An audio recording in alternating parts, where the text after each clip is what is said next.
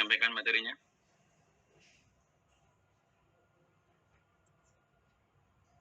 Kak Nafila. Baik. Silakan. Bismillahirrahmanirrahim. Assalamualaikum warahmatullahi wabarakatuh. Waalaikumsalam warahmatullahi wabarakatuh. Alhamdulillahirabbil alamin. Assalatu wassalamu ala asyrofil anbiya'i wal mursalin wa ala alihi wa sahbihi rasulillahi ajma'in. Bersyukur kepada Allah atas kehadirat Allah Subhanahu wa taala yang mana pada kesempatan kali ini kita telah kembali berkumpul dan bertemu dalam majelis ilmu ini.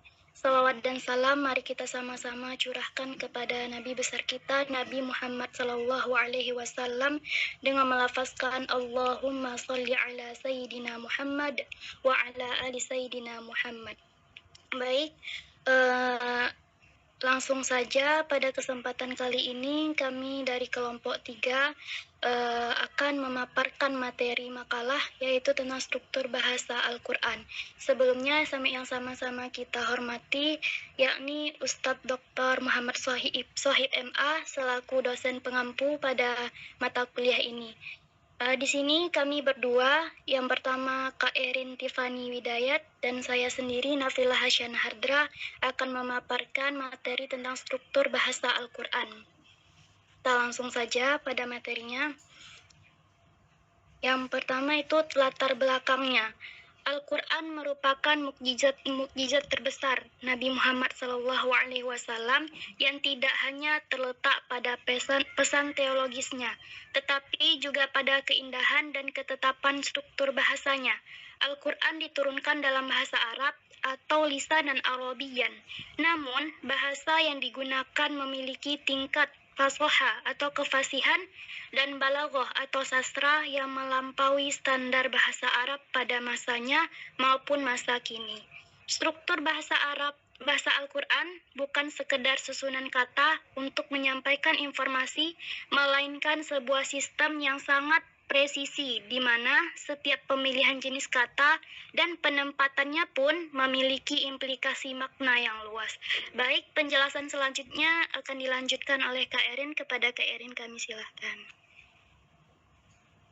Baik, terima kasih Kak Nafila. Kemudian selanjutnya yaitu tentang rumusan masalah dan tujuan atau apa yang akan kita bahas pada malam hari ini, yaitu yang pertama kita akan membahas tentang apa yang dimaksud dengan kalam dalam konteks struktur Al-Quran. Kemudian kita akan membahas tentang pengertian isim, fi'il, dan juga huruf. Lalu fungsi isim, fi'il, dan huruf, dan bagaimana pengaruh struktur kalimat terhadap makna Al-Quran.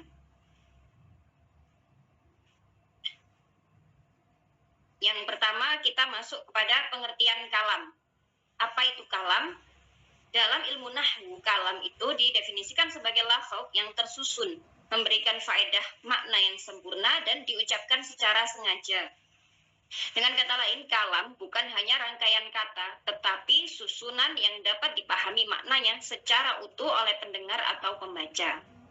Jadi syarat kalam itu harus terdiri dari lafaz, kemudian yang disusun, lafaznya itu disusun, memberikan faedah, pengertian, dan juga menggunakan bahasa Arab. Dalam Al-Quran, kalam disusun dengan sangat presisi. Setiap ayat membentuk kalam yang mengandung pesan, hukum, atau kisah yang sempurna.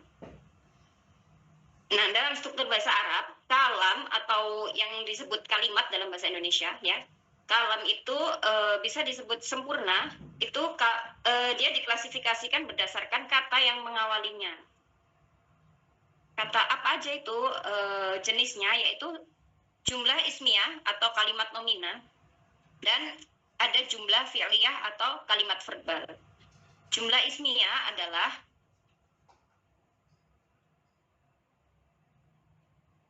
apa itu jumlah ismiyah? Jumlah ismiyah itu adalah kalimat yang diawali dengan isim atau kata benda. Struktur dasarnya terdiri dari mubtada atau subjek dan juga khobar atau predikat. Karakteristik maknanya secara semantik, jumlah ismiyah berfungsi untuk menunjukkan ketetapan, kesinambungan, dan keabadian. Contoh dalam Al-Quran, Quran Surat Al-Baqarah ayat 173, Allahu Ghafurur Rahim. Allah Maha Pengampun lagi Maha Penyayang. di sini sebagai mubtada dan ghafurun itu sebagai khabarnya atau penjelasnya.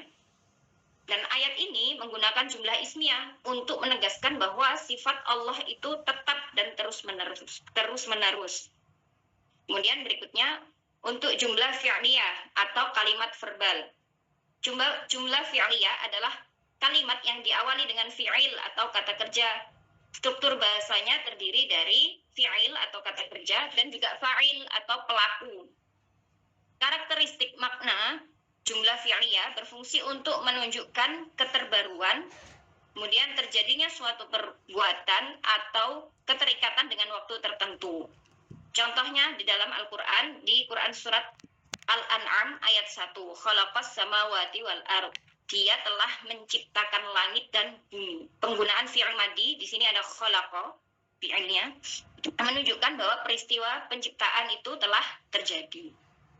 Kemudian kita masuk kepada pengertian isim, fi'il dan huruf. Jadi seperti kalau bahasa Indonesia, kan kalau kalam itu tadi bahasa Indonesianya adalah kalimat ya. Kalau kalimat dalam bahasa Indonesia itu kan biasanya terdiri dari beberapa kata. Nah, kemudian sama dengan kalam. Kalam itu juga terdiri dari beberapa kata. Nah, kalau di dalam bahasa Indonesia, kata itu ada banyak ya, seperti kata kerja, kata benda, kata sifat, kata sambung, kata hubung, kata tanya, dan masih banyak lagi. Namun kalau dalam bahasa Arab itu dia dikategorikan dalam dikelompokkan dalam 3 kategori besar. Itu ada isim itu nanti kata benda, terus kata sifat, kemudian ada fi'il itu seperti kata kerja, dan juga huruf yaitu kata sambung atau kata hubung yang masing-masing memiliki karakteristik unik yang tidak bisa saling menggantikan. Nah, kemudian nanti isim itu nanti dibagi lagi menjadi beberapa belum Mbak, masih tadi enggak? Isim sendiri nanti, jadi setelah dikelompokkan menjadi 3 kelompok besar ini, nanti itu dibagi lagi, kayak isim itu nanti akan dibagi kayak seperti ini berdasarkan jumlahnya, ada mufrad, kemudian tasniyah, jamak, kemudian berdasarkan jenisnya ada mudzakkar, muannas. Isim ditinjau dari keumuman dan kekhususannya seperti ma'rifah dan nakirah, kemudian isim ditinjau dari keberterimaan tanwin seperti munsorif dan ghairu munsorif. Lalu ada isim yang ditinjau dari perubahan akhir kata yaitu mu'rab dan mabni. Dan fi'il juga nanti akan dibagi lagi. Ada 3 yaitu fi'il madi, fi'il mudhari' dan fi'il amr. Nah, untuk huruf itu juga nanti ada huruf jar, huruf nasab, dan juga huruf jazm. Kita akan bedah satu persatu dimulai dari isim dulu ya. Nah, apa itu isim? Isim secara bahasa memiliki arti yang dinamakan atau nama atau kata benda. Sedangkan menurut ulama nahwu, isim adalah kalimatud dallat ala ma'na fi nafsiha wa lam taqtarin bi zaman, yaitu kata yang mengandung sebuah makna pada dirinya dan tidak berkaitan dengan waktu. Jadi dari definisi itu kita bisa mengetahui bahwa semua kata yang memiliki kandungan makna yang tidak terikat dengan waktu, seperti telah, sedang, atau akan datang, maka kata tersebut termasuk isim, karena tidak dibatasi dengan waktu. Maka isim itu termasuk kata yang paling banyak nanti jenisnya. Contoh isim ya, seperti Zaidun, Zaid, nama orang, atau isim alam. Kemudian ada haza, yang artinya ini, itu isim isyarah, kata tunjuk. Kemudian ada ana, saya, itu domir ya, kata ganti. Lalu untuk tanda-tanda isim, next Mbak. Nah, isim itu memiliki banyak tanda. Namun sebagian tanda yang mudah dikenali yaitu dia dilekati dengan alif lam. Yang pertama ya. Jadi semua kata dalam bahasa Arab yang didahului oleh alif lam itu merupakan isim. Contohnya al-kitabu, al-Qur'an, al-kitabul Qur'an. Al-kitabu termasuk isim karena didahului oleh alif lam. Kemudian Al-Qur'anu juga termasuk isim karena didahului oleh alif lam. Kemudian yang kedua, tanda yang kedua adalah bertanwin. Jadi semua kata dalam bahasa Arab yang berharokat tanwin baik fathatain, kasrotain maupun domahtain itu sudah pasti isim. Contohnya seperti qalamun, babun dan lain-lain. Kemudian tanda yang ketiga yaitu bertemu dengan huruf jar. Bila suatu kata didahului oleh huruf jar, maka kata tersebut pasti isim. Nanti di antara huruf jar itu seperti min, ila gitu. Contohnya sirtu minal masjidi ilal baiti. Nah, setelah kata min di sini ada al masjidi, maka dia termasuk isim karena bertemu dengan huruf jar. Kemudian ila itu juga termasuk huruf jar, maka al baiti dia adalah isim. Nah, kemudian apa itu huruf jar? Nanti insya Allah akan dibahas pada pembahasan tentang huruf ya. Untuk pembagian isim sendiri di sini ada 5. Yang pertama berdasarkan jumlahnya. Berdasarkan jumlah, jadi ada mufrad, tasniyah, dan juga jamak. Apa itu isim mufrad? Isim mufrad yaitu adalah kata tunggal. Jadi satu atau tunggal. Contoh misalkan muslimun, seorang muslim. Muslimatun, seorang muslimah. Karena tunggal, cuma satu. Kemudian kalau di benda juga sama. Qalamun, misalkan, atau kitabun, sebuah pulpen atau sebuah kitab.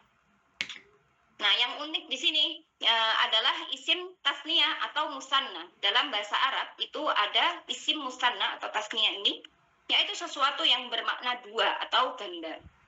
Ya, contohnya misalkan kalau tadi mufradnya atau tunggalnya muslimun, maka kalau dua orang muslim dia menjadi muslimani, seperti itu. Kalau satu orang muslimah, muslimatun, maka kalau dua orang muslimah menjadi muslimatani atau muslimina, muslimaini atau muslimataini. Nah, itu sama artinya ya. Cuma nanti tergantung kedudukannya aja. Kemudian ada berdasarkan jumlahnya ada juga yang disebut dengan jamak. Nah, istilah jamak dalam bahasa Arab ini bukan sesuatu yang lebih dari satu, karena tadi yang yang dua itu tadi kan ada istilahnya sendiri. Jadi istilah jamak di sini di dalam bahasa Arab adalah lebih dari dua atau tiga ya, 3 ke atas itu disebut dengan jamak. Kemudian jamak juga nanti akan dibagi lagi menjadi ada jamak mudzakkar salim, jamak muannas salim, dan juga jamak taksir. Apa itu jamak mudzakkar salim? Jamak mudzakkar salim yaitu bentuk jamak bagi isim-isim yang mudzakkar atau yang laki-laki. Contohnya muslimun tadi ya, mufradnya, maka jamaknya yang lebih dari duanya menjadi muslimuna atau muslimina. Nah, seperti itu. Kedua-duanya itu sama artinya, yaitu orang-orang muslim yang lebih dari dua. Gitu. Kemudian jamak mu'annas salim. Jamak mu'annas salim yaitu bentuk jamak bagi isim-isim yang mu'annas atau yang perempuan. Contohnya kalau mufradnya tadi muslimatun, maka jamaknya lebih dari duanya yaitu muslimatun atau muslimatin, seperti itu. Lalu ada juga jamak taksir. Jamak taksir itu jamak yang tidak memiliki aturan baku. Jamak ini biasanya digunakan untuk kata benda mati seperti pulpen, buku, pintu, dan lain sebagainya. Contoh ya, kalau buku tadi kan kitabun, itu mufradnya. Nah, jamaknya dia menjadi kutubun, seperti itu. Kalau pulpen, dia tadi mufradnya adalah qalamun, maka jamaknya dia aqlamun, seperti itu. Akan tetapi ada juga jamak taksir yang bukan dari kata benda. Karena jamak taksir itu nanti dibagi lagi menjadi 2 jenis, yaitu jamak taksir lil aqil, yaitu jamak taksir untuk yang berakal. Contohnya seperti laki-laki, rajulun menjadi rijalun. Dan juga ada jamak taksir li ghairil aqil, yaitu jamak taksir untuk kata benda. Contohnya yang seperti tadi, kitabun menjadi kutubun. Kemudian pembagian isim yang kedua yaitu isim berdasarkan jenisnya. Ini dia ada mudzakkar dan muannas. Tadi sudah sedikit dijelaskan tentang isim mudzakkar, yaitu mudzakkar itu secara bahasa memiliki arti laki-laki. Secara istilah isim mudzakkar adalah istilah atau terminologi untuk kata-kata yang masuk ke dalam jenis laki-laki. Semua nama manusia untuk laki-laki dan nama benda yang tidak mengandung huruf tak marbutoh termasuk isim muzakkar. Contohnya, seperti kitabun itu termasuk isim mudzakkar. Kemudian Ahmadu, Zaidun, Yusuf, Nuhun. Nah, itu kan nama-nama laki-laki itu berarti termasuk isim mudzakkar. Lalu kemudian berdasarkan jenis tadi ada mudzakkar, kemudian ada muannas. Muannas secara bahasa memiliki arti wanita. Jadi isim muannas adalah istilah untuk semua isim yang masuk ke dalam jenis wanita. Semua nama wanita dan isim-isim yang mengandung huruf tak marbutoh adalah isim muannas. Contohnya madrasatun, karena di situ ada tak marbutohnya maka dia termasuk isim muannas. Fatimatu, nama perempuan ya. Kemudian jami'atun. Nah, itu ada tak marbutohnya maka dia termasuk isim muannas. Lalu pembagian isim yang ketiga ditinjau dari keumuman dan kekhususan, yaitu ma'rifah dan nakirah. Isim ma'rifah itu kata khusus adalah kata yang objek pembicaranya telah ditentukan atau sudah jelas. Contohnya, haza kitabu Zaidin. Maka sudah jelas, ini kitabnya Zaid. Ini kitab yang mana itu jelas gitu loh. Oh, ini kitabnya Zaid. Nah, kemudian kalau isim nakirah itu masih umum, kata umum, yaitu kata yang objek pembicaranya tidak ditentukan atau belum jelas gitu. Contohnya, haza kitabun. Ini kitab. Kitabnya siapa? Atau kitab apa? Itu belum tahu. Belum jelas gitu. Belum ditentukan. Seperti itu. Kemudian isim ma'rifah itu tadi dalam bahasa Arab itu ada 6, yaitu seperti domir atau kata ganti. Kemudian ada isim alam, isim isyarah, kata tunjuk, isim yang dilekati alif lam, kemudian isim mausul, dan isim yang diidhofahkan atau disandarkan kepada salah satu dari 5 isim tadi. Kemudian yang nomor 4, isim ditinjau dari keberterimaan tanwin atau munsorif dan ghairu munsorif. Hukum asalnya semua isim adalah bertanwin sampai ada sebab lain yang menjadikan tanwinnya hilang seperti kemasukan alif lam atau menjadi idhofah. Isim yang dilekati alif lam maka tanwinnya wajib dihilangkan. Contohnya kata kitabun, ketika ada alif lamnya maka berubah menjadi al-kitabu. Tidak boleh al-kitabun tapi al-kitabu.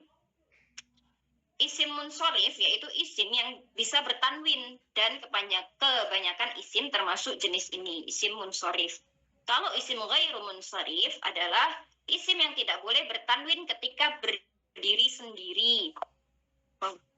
Apalagi ketika kemasukan alif dan lam atau idhofah. Selain tidak bertanwin, isim ghairu munsorif juga tidak bisa berharokat kasrah kecuali dalam 2 keadaan tertentu seperti dilekati al dan ketika menjadi mudhof.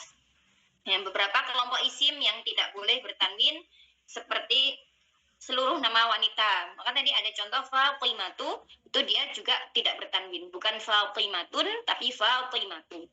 Kemudian seluruh nama laki-laki yang diakhiri dengan tak marbutoh. Contohnya Muawiyatu.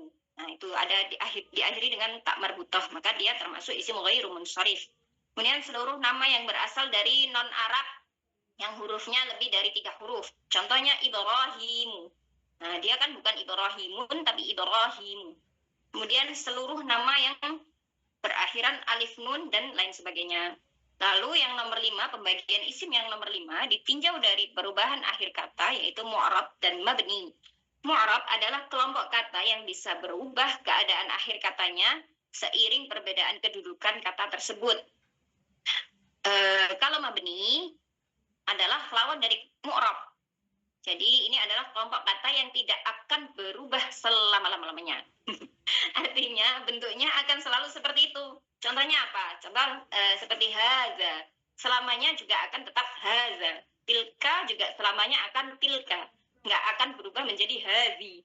Atau tilku. Atau tilki. Nggak akan seperti itu. Selama-lamanya. Kemudian masuk kepada fi'il. Kita masuk kepada fi'il atau kata kerja. Apa itu fi'il? Pengertian fi'il yaitu kata yang mengandung sebuah makna yang ada pada dirinya dan berkaitan dengan waktu. Artinya definisi fi'il itu dikaitkan dengan kata yang mengandung makna waktu seperti telah, sedang, dan juga akan datang. Jenis-jenis fi'il. Fi'il umumnya dikenal dalam bahasa Indonesia sebagai kata kerja seperti kataba, telah menulis, dan alima, telah mengetahui. Dalam bahasa Arab, kata kerja itu ada 3 jenis, yaitu fi'il madi, fi'il mudhari, dan juga fi'il amr.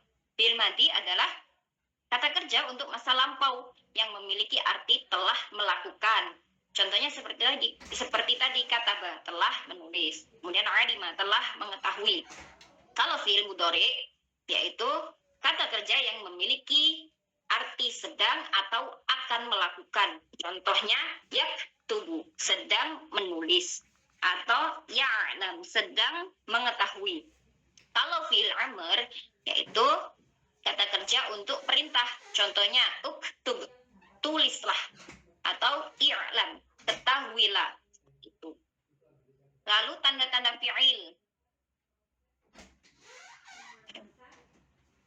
Tanda-tanda fi'il ya. Untuk memudahkan dalam mengetahui jenis kata yang termasuk fi'il atau bukan, maka kita bisa mengenali tanda-tanda fi'il. Tanda-tanda fi'il di sini yaitu ada yang pertama didahului dengan qad, huruf qad ya, yang artinya sungguh. Contohnya dalam Quran surat Al-Mu'minun ayat 1, qad aflahal mu'minun. Maka kata aflaha setelah qad kan kata aflaha. Aflaha itu merupakan fi'il. Kemudian didahului sa yang artinya akan. Contohnya pada Quran surat Al-Baqarah ayat 142. Sayaqulus sufaha'u minan nas. Setelah huruf sa maka di situ kan ada yaqulu, maka yaqulu termasuk fi'il. Kemudian didahului huruf saufa. Huruf saufa artinya juga akan. Namun bedanya dengan sa, kata saufa itu digunakan untuk waktu yang lebih lama daripada sa. Contohnya pada Quran surat At-Takatsur ayat 3, kalla saufa ta'lamun. Maka setelah kata saufa yaitu ta'lamun itu merupakan fi'il. Kemudian yang keempat, tanda yang keempat yaitu diakhiri dengan tak taknis. Tak taknis ini tidak memiliki arti khusus, hanya huruf tambahan saja. Tak taknis ini merupakan ciri fi'il madi dhamir hiya. Contohnya dalam Quran surat An-Naml ayat 18. Qalat namlatun ya ayyuhan namlu udkhulu masakinakum. Jadi kata qalat di situ ada tak taknisnya. Qalat. Maka kata qalat itu adalah termasuk fi'il. Namun yang perlu dicatat, bila terdapat kata dalam Al-Quran, hadis, dan kitab bahasa Arab yang mengandung tanda-tanda seperti tadi yang saya sebutkan di atas, maka itu sudah pasti fi'il. Akan tetapi tidak semua fi'il datang dengan tanda-tanda tersebut. Banyak fi'il yang berdiri sendiri tanpa ada tanda yang menyertainya, seperti itu. Kemudian kita masuk kepada huruf.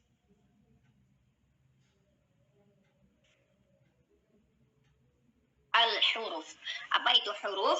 Secara bahasa, huruf itu memiliki arti huruf seperti yang kita kenal dalam bahasa Indonesia yang ada 26 huruf seperti A, B, C, D, E. Sedangkan dalam bahasa Arab kita mengenal ada 28 huruf yang kita kenal dengan huruf hijaiyah. Akan tetapi huruf yang dimaksud di sini bukan setiap huruf hijaiyah, melainkan huruf hijaiyah yang memiliki arti seperti ka, sa, li, di, fa, wa.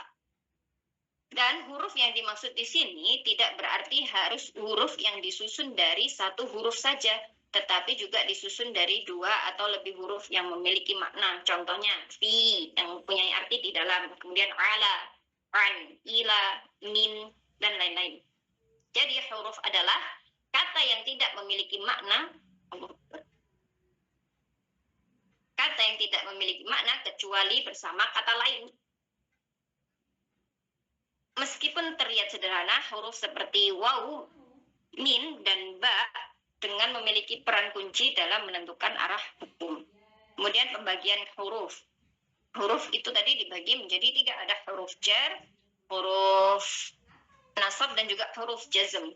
Apa itu huruf jar? Huruf jar itu tadi yaitu huruf yang menyebabkan isim yang ada setelahnya wajib dalam keadaan jar. Bentuk asal jar adalah kasroh. Huruf-huruf jar antara lain di situ ada min, ila, ran, ala, fi, rubba, bi, lika, mundu. Selain huruf jar yang disebutkan di atas, ada juga huruf yang termasuk huruf jar, yaitu huruf qasam atau sumpah.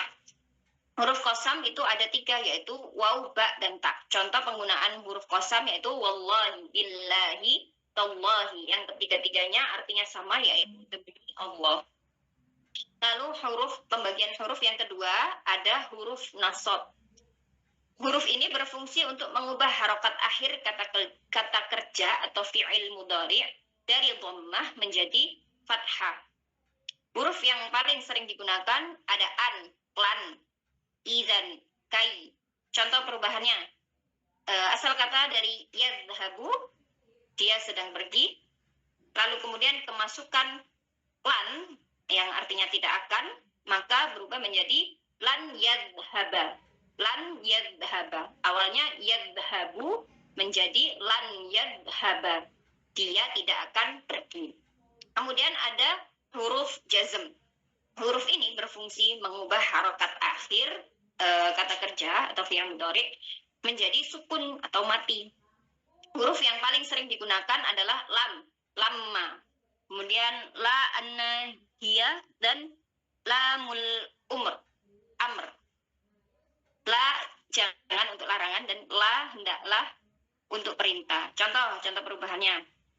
Dari asal kata yaktubu, dia sedang menulis. Lalu kemasukan huruf lam menjadi lam yaktub. Ya, jadi awalnya yaktubu, kemasukan huruf lam menjadi lam yaktub. Menjadi dia tidak menulis. Seperti itu. Kemudian kita masuk kepada pembahasan fungsi isim, fi'il, dan juga huruf yang akan dilanjutkan oleh rekan saya, Kak Nafila. Silahkan Kak Nafila. Baik, terima kasih kepada Kak Erin. Baik, selanjutnya setelah kita mengetahui apa itu arti atau makna dari isim, fi'il, dan huruf ini, lanjut kita bahas tentang fungsi isim, fi'il, dan huruf ini. Pemilihan jenis kata dalam Al-Quran bukan tanpa alasan. Jadi para ulama tafsir menjelaskan fungsinya sangat spesifiknya, sesuai spesifiknya gitu. Yang pertama di sini fungsi isim. Jadi fungsi isim itu untuk memberikan kesan, ketetapan, dan keabadian atau disebut dengan al-istimrar wa al-subut. Ketika Allah menggunakan kalimat ismiyah atau kalimat yang diawali kata benda, itu menunjukkan bahwa sifat tersebut sangat permanen atau tetap. Contohnya di sini, contoh isim dalam Al-Quran yaitu ayat 2 surah Al-Fatihah, yang Alhamdulillah, yang artinya segala puji. Kata alhamdu berbentuk isim, menunjukkan bahwa pujian kepada Allah bersifat tetap dan abadi. Jadi, bersifat Quraisy Shihab menjelaskan bahwa bentuk ini menegaskan kemestian pujian kepada Allah dalam segala keadaan, bukan hanya sebagai respon terhadap nikmat tertentu. Jadi, dilanjutkan dengan dalam kaidah tafsir, penggunaan isim ini semacam dipahami sebagai bentuk penetapan makna yang bersifat permanen, jadi tidak ada perubahan. Maknanya tetap itu, tidak ada ganti makna gitu, sehingga tidak dapat ditakwilkan secara temporer atau situasional. Dengan demikian, isim berfungsi sebagai sarana linguistik untuk meneguhkan prinsip-prinsip dasar dalam ajaran Islam. Selanjutnya, kita masuk fungsi fi'il. Jadi berbeda dengan isim tadi. Fi'il dalam Al-Quran digunakan untuk menunjukkan peristiwa, proses, dan dinamika. Fi'il ini selalu berkaitan dengan dimensi waktu. Berbeda dengan isim.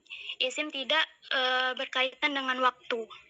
Jadi Fiil ini menunjukkan gerak, proses, dan dinamika sesuatu yang terjadi berulang-ulang. Nah, atau diperbarui, tidak tetap. Bisa diperbarui, bisa berlanjut, begitu. Jadi fiil sering digunakan untuk menggambarkan peristiwa, sejarah, perintah, maupun larangan. Penggunaan kata kerja menunjukkan adanya interaksi aktif antara Tuhan dan hambanya. Di sini contohnya itu di surah Al-Baqarah ayat 3 yang berbunyi yu'minuna bil ghaib, yang artinya mereka beriman. Kepada kata yu'minu berbentuk fiil mudhari yang sudah dijelaskan Kak Erin tadi, menunjukkan perbuatan iman yang terus berlangsung. Kita lanjutkan. Itu fungsi huruf. Apa itu fungsi huruf? Jadi fungsinya juga berbeda dengan isim dan fiil. Huruf ini berfungsi sebagai perekat yang menentukan relasi antar objek. Tanpa huruf, keterhubungan makna antar ayat tidak akan tercapai secara sistematis. Perbedaan penggunaan satu huruf dalam Al-Quran dapat menimbulkan perbedaan penafsiran yang signifikan. Contohnya adalah dalam surah Al-Maidah ayat 6 yang berbunyi wamsahu biru'usikum, yang artinya itu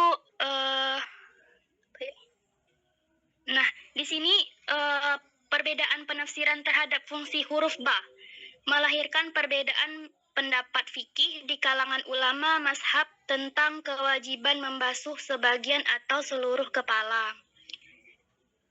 Kita lanjutkan. Hal ini menunjukkan bahwa menyebabkan perbedaan pendapat ulama, pemahaman terhadap huruf merupakan bagian integral dari proses istinbat atau istinbat hukum. Dalam kaidah tafsir ditegaskan bahwa mengabaikan fungsi huruf tersebut dapat menyebabkan kekeliruan makna yang signifikan, karena satu partikel dapat membatasi atau memperluas dan bisa jadi mengkhususkan suatu ketentuan syariat. Dan kita lanjutkan pembahasan tentang pengaruh struktur kalimat terhadap makna Al-Quran. Yang pertama, itu ada pembagiannya urgensi i'rab. Nah, sebelumnya struktur kalimat dalam Al-Quran tersebut sangat mempengaruhi makna yang dihasilkan, penyusun kata atau yang disebut dengan takdim dan takhir, penghilangan atau hazf, dan penegasan atau takdid. Merupakan gaya bahasa yang sering digunakan. Jadi keajaiban Al-Quran terletak pada i'rab atau perubahan ujung kata dan tarkib atau susunan kalimat. Yang pertama itu urgensi i'rab. Dijelaskan bahwa perubahan dari dhammah ke fathah bisa mengubah status subjek menjadi objek. Dr. Ahmad Sarwat menekankan bahwa kesalahan i'rab dalam memahami ayat Al-Quran bisa membatalkan makna asli wahyu tersebut. Yang kedua, takdim wa takhir atau mendahulukan dan mengakhirkan juga. Jadi secara normal kata kerja mendahului objek, namun dalam Al-Quran sering terjadi objek yang mendahulukan tujuan gitu. Mendahulukan tujuan hasr atau pembatasan atau spesialisasinya. Contohnya di sini ayat 5 surah Al-Fatihah, iyyaka na'budu, hanya kepadamu kami menyembah. Jadi duluan kata objek dulu baru tujuan gitu. Selanjutnya konteks kalimat atau syiak. Struktur sebuah ayat tidak bisa dilepaskan dari ayat sebelum dan sesudahnya. Keserasian antara kata yang dipilih dengan tema besar surah menunjukkan bahwa struktur bahasa Al-Quran adalah satu kesatuan organik yang mukjizat. Kita lanjut. Jadi kita ambil kesimpulan dari materi dari yang kami sampaikan tadi, bahwa yang pertama berdasarkan pembahasan yang telah dipaparkan tadi dapat ditarik beberapa kesimpulan. Yang pertama, kalam dalam Al-Quran adalah satuan komunikasi yang sempurna atau mufid. Al-Quran menggunakan struktur kalimat yang sangat presisi untuk menyampaikan pesan-pesan ketuhanan, baik melalui bentuk jumlah ismiyah maupun jumlah fi'liyah. Yang kedua, Setiap elemen kata dalam Al-Quran, baik itu isim, fiil, maupun huruf yang sudah dijelaskan tadi, memiliki peran teologisnya masing-masing. Jadi memiliki peran khusus masing-masing dan karakteristik masing-masing. Isim digunakan untuk menunjukkan sifat Allah yang kekal, sedangkan fiil menggambarkan dinamika peristiwa manusia dan alam, sedangkan huruf berfungsi sebagai penghubung makna yang krusial dan dalam penetapan hukum. Selanjutnya, kesimpulannya struktur kalimat atau sintaksis memiliki pengaruh besar terhadap penafsiran. Perubahan posisi kata saja atau perubahan tanda baca bukan sekedar masalah teknis tata bahasa, melainkan instrumen untuk memberikan penekanan atau hasr, pengagungan atau spesifikasi makna. Selanjutnya, memahami struktur bahasa Arab adalah syarat mutlak dalam berinteraksi dengan Al-Quran agar terhindar dari kesalahan penafsiran yang dapat berakibat fatal pada aspek akidah maupun syariah. Sangat-sangat penting kalau kita untuk mempelajari tentang struktur bahasa Al-Quran ini, karena di kehidupan kita pasti berinteraksi dengan Al-Quran, menghafalkan, menafsirkan, serta mengamalkannya. Jadi sedikit saran dari penulis itu, mengingat ke dalam mukjizat bahasa Al-Quran, disarankan bagi para pengkaji atau lebih tepatnya untuk pemula, itu mempelajari ilmu nahwu dan balaghah secara beriringan dengan ilmu tafsir. Selain itu, dalam memahami sebuah ayat, hendaknya kita tidak lepas dari kata struktur kalimat utuhnya, agar pesan yang kita tangkap itu sesuai dan tidak berubah dari maksud asli wahyu tersebut. Mungkin itu yang dapat kami sampaikan dari kelompok 3. Untuk teman-teman yang ingin bertanya, boleh silakan. Terima kasih untuk waktunya. Oke, terima kasih Mbak Erin dan Mbak Nafila ya. Ini kayak belajar nahwu di pondok ini ya. Panjang sekali ya. Oke, enggak apa-apa. Memang ini kan karena memang terkait dengan bahasa ya, bahasa Al-Quran, maka perlu dengan memahami ilmu nahwu itu sendiri ya. Alam, ya, tadi ada isim, fi'il, kemudian huruf, sampai masuk pada tadi i'rab ya. Oke. Ini Mbak Erin pernah mondok di mana ini? Sama Mbak Nafila ini? Pondok Ramadan, Ustaz. Oh, pondok Ramadan. Tapi kok sangar sekali gini? Belajar sedikit-sedikit bahasa Arab, Ustaz. Oke ya. Jadi saya mencoba untuk ya menambah sedikit lah, biar nggak bingung. Tadi itu penjelasannya saking gamblangnya sampai ngantuk itu kan, saking panjangnya kan, saking bagusnya. Oke. Kalau di dalam kitab itu ada keterangan dosennya. Apa sih pengertian kalam dari ilmu nahwu itu kan gitu ya. Tadi kan ngomong kalam itu ya, kalam. Kalau di kitabnya biasanya mal kalam, ma al kalamu indan nahwiyin gitu kan. Atau apakah pengertian kalam dalam ilmu nahwu? Nah, gitu. Nah, biasanya jawabannya kalau bahasa Arabnya al kalamu huwa al-lafdu al-murakkabu al-mufidu bil wad'i al-arabi faidatan tammatan yahsunu as-sukutu 'alaiha. Itu kalau diterjemahkan begini. Ketika ada pertanyaan, apakah pengertian kalam dalam nahwu itu? Kalam adalah lafaz atau ucapan ya berbahasa Arab yang tersusun dan telah memberikan pengertian yang sempurna.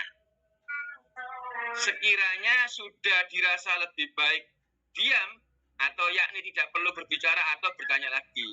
Artinya apa? Sempurna berarti kan. Sehingga dikatakan apa sih pengertian kalam dalam ilmu nahwu itu?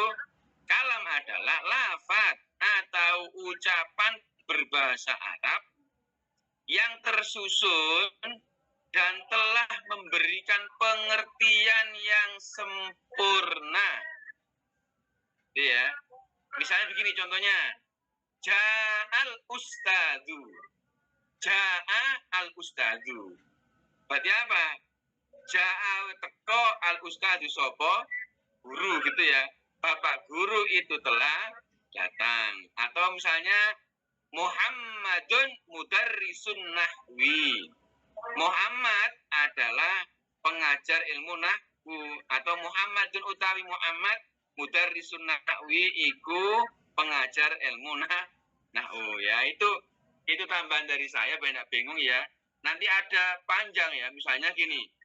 Dari apakah kalam yang mufid itu tersusun gitu kan?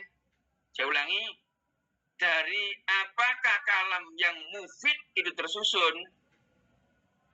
Ya, otomatis jawabannya dari beberapa isim, fi'il, dan huruf-huruf yang bermakna. Contoh kalam yang tersusun dari beberapa isim misalnya. Ahmadu tilmidun mujtahidun. Abdullahi waladul ustadzi. Kemudian kalam yang tersusun dari fi'il dan isim. Ulangi ya, kalam yang tersusun dari fi'il dan isim. Contohnya apa? Contoh misalnya, ihtaroma at-tullabu ustadzahum. Ihtaroma mulyaaken at-tullabu sapa pira-pira pelajar ustadzahum ing pira-pira gurune tulab. Pelajar-pelajar itu menghormati guru mereka. Ada lagi misalnya contoh yang tersusun dari fi'il dan isim. Misalnya al-ustadzu yasrohu ad-darsa. Bapak guru itu menerangkan pelajaran. Yang terakhir, kalam yang tersusun dari isim, fi'il, dan huruf.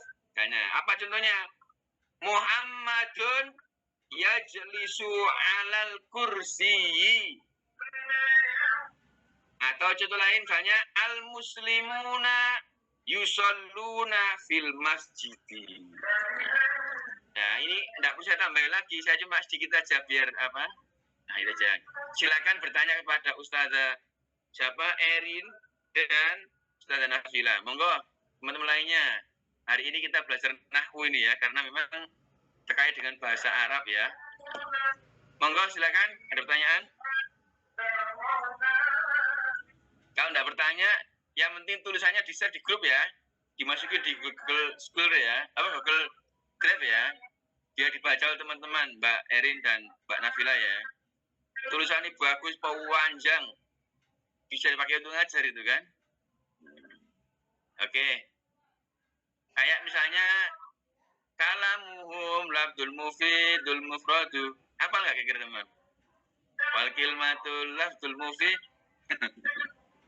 Atau i'rabuhum taghyiru akhiril kalim takdiron aw lafdhon li amilin ulim. Biasanya kalau membahas i'rab itu urusannya di akhir kalimat. A, I, U, Ba, Bi, Bu itu ya. Oke, silakan. Yang mau bertanya kepada Ustazah Erin dan Nafila, monggo silakan. Ini dua-duanya pakar ilmu nahwu kayaknya ini. Monggo, silakan. Kalau tidak ada, tidak apa-apa. Kalau tidak ada. Nggak mungkin saya ulangi lagi, tambah ngeluh sampean. Yang pasti bahwa tadi ya, biar masuk dikit lah. Yang ini pokoknya dikatakan kalam itu adalah ma'al kalamu idnan nahwiyin.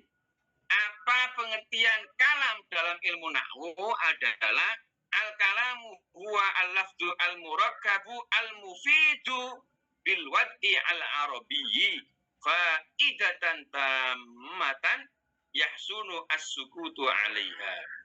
Kalam adalah lafaz atau ucapan berbahasa Arab yang tersusun dan telah memberikan pengertian yang sempurna. Ini tambahan saya biar tidak ini aja. Nah, nanti ada tanda-tandanya ya kan. Misalnya dengan tanda apakah isim diketahui. Misalnya tadi ada al gitu ya. Bisa ketika tanwin juga bisa ustadzun. Kalau ada alnya berubah menjadi al-ustadzu. Muhammadun. Gitu kan. Misalnya faslun. Berarti apa? Al-faslu. Gitu kan. Jadi makanya dikatakan gini. Tanda-tanda isim itu apa diketahui? Bisa jadi diketahui dengan huruf jer, dengan jer, tanwin, dan alif lam atau al, kan? Dan banyak nanti keterangan-keterangan lainnya ya. Contoh misalnya tadi kan madrasatun berarti kan tanwin, betul enggak? Kalau ada al maka menjadi al madrasatu. Kalau faslun berarti kan tanwin, berarti isim. Kalau ditambah al atau alif lam menjadi al-faslu. Nggak boleh dibaca al-faslun, nggak boleh. Kalau dibaca faslun boleh. Kalau al-faslu. Kalau ada alnya jangan ditanwin. Ya. Misalnya mudirun. Boleh. Tapi kalau ada alif lamnya menjadi al-mudiru. Nah, gitu ya.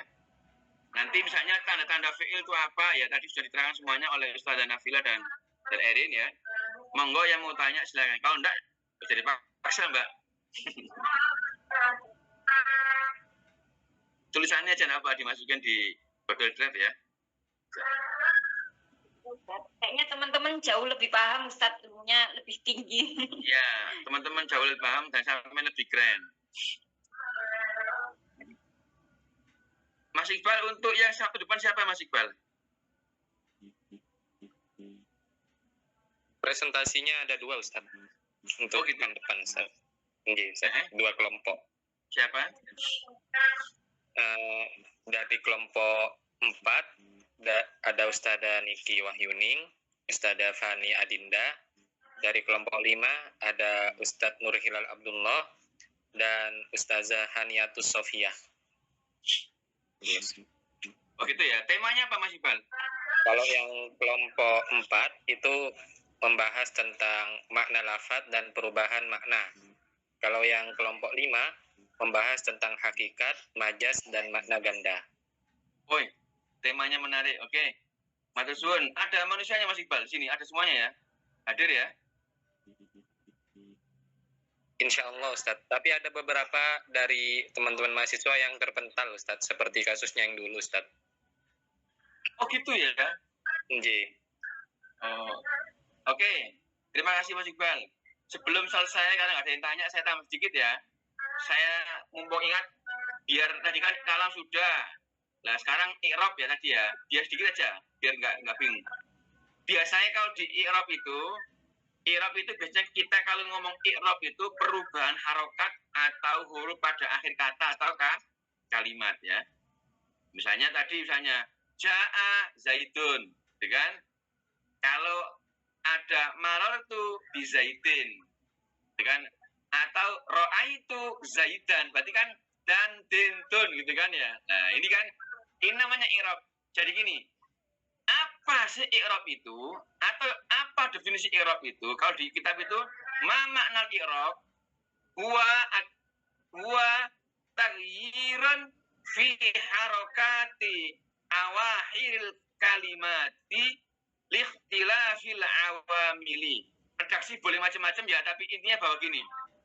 Intinya adalah i'rab itu adalah perubahan harokat atau huruf pada akhir kata atau kalimat atau kalimah ya, karena perbedaan amil. Amil itu apa? Faktor yang mendahuluinya yang menyebabkan adanya perubahan tersebut. Contoh tadi kan, ketika ada contoh misalnya ja'a zaidun, berarti kan ja'a teko zaidun sapa? Zaid, berarti fi'il sama fa'il. Ja'a zaidun gitu. Kalau marartu melaku sapa ingsun bi zaidin kelawan zaid menjadi din. Ya, tadi dun ini din. Kalau ro'aitu saya melihat, ro'aitu ningali sapa ingsun zaidan ing zaid. Berarti itu nanti itu namanya i'rab ya, perubahan akhir yang di akhir itu. Itu ya. Itu isi tambahan aja. Jadi intinya makna i'rab adalah huwa taghyirun fi harakati awakhiril kalimati likhtilafil awamili. I'rab adalah perubahan harokat atau huruf pada akhir kata atau kalimat. Kenapa? Karena perbedaan perbedaan amil. Nah, amil itu apa? Amil adalah faktor yang mendahuluinya, yang menyebabkan adanya perubahan tersebut. Mau misalnya, kata Zaidun depannya ada ja'a, berarti ja'a teko, Zaidun sopo? Zaid. Zaidun tetap Zaidun, karena ja'a fi'il, Zaidun fa'il. Ja'a teko, Zaidun sopo? Zaid. Kalau dirubah menjadi tin, berarti marartu bizaidin. Marartu lewat sopo ingsun bizaidin kelawan Zaid. Berubah menjadi dan. Ra'aitu ningali sopo ingsun Zaidan ing Zaid. Jadi dun, din, dan. Itu namanya i'rab. Ya paham ya? Dah, segitu aja enggak apa-apa. Semoga manfaat ya, meskipun sedikit, biar tidak lupa Mbak. Tadi yang ditulis di-share di grup lagi ya, dimasukkan di Google Drive, biar manfaat dibaca oleh teman-teman ya. Oke, saya pikir itu. Kalau nggak ada pertanyaan, kita tutup aja ya. Kita lanjut di Sabtu yang datang. Saya akhiri. Assalamualaikum warahmatullahi wabarakatuh. Waalaikumsalam warahmatullahi wabarakatuh.